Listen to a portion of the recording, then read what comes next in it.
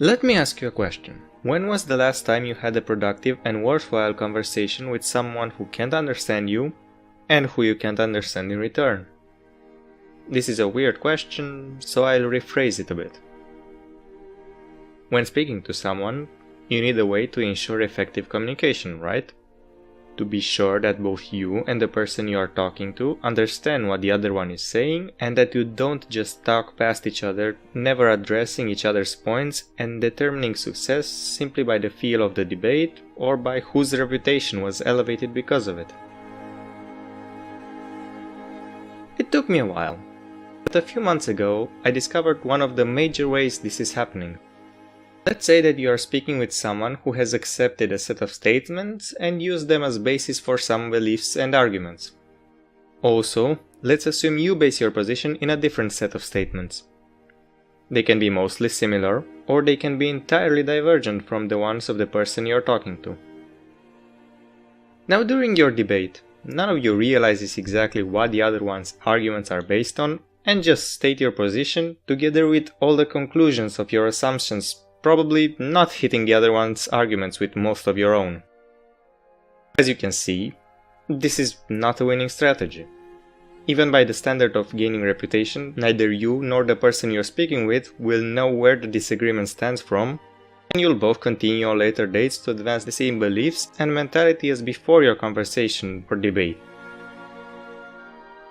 The situation I described is a slight variation of a fallacious debate tactic that goes under the name of Gish Gallop. Typically it refers to an attempt of overwhelming your opponent with a series of either lies or half-truths that are tempting him or her to dedicate his or her time to disprove or correct them. But since you, as the Gish Galloper, have a substantial number of these semi-true statements and narratives prepared, you will carefully guide the other person to either dead ends, defensive positions, or gotcha moments.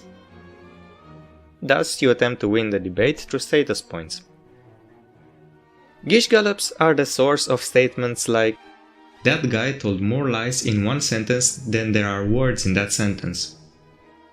They make it virtually impossible to approach and untangle an argument because of how many things are wrong with it. Even if you wanted to show to your audience or to that of the other speaker why the argument is fallacious, it would be impossible to start due to the nature of the tactic.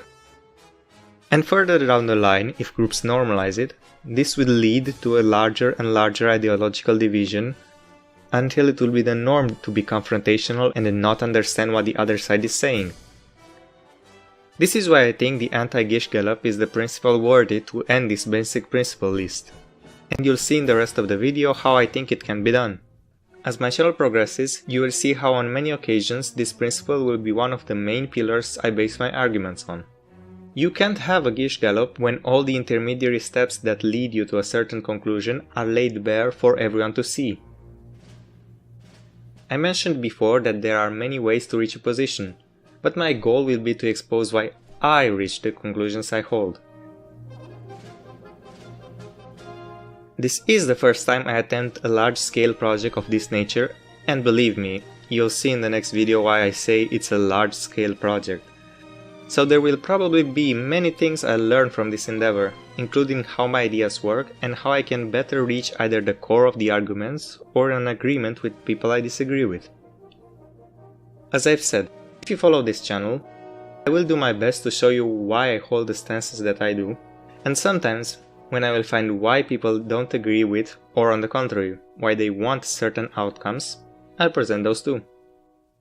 Many positions I hold for multiple reasons, and as I release future videos, you'll see how many of them come towards a conclusion. What made me question some issues, why I think the way I do about some of the topics I'll talk about, what are those questions, and so on. You will be able to follow my chain of thought and bring your input wherever is necessary. In the next couple of months, some of the videos I release will show you more in detail how I'm working to make it easier for you to interact with and improve the arguments I'll put forward. This was pretty much all I had to say regarding my stance on Gish Gallops. If you've been on my channel before, you know what the subliminal messages are there for. And see you in the next video.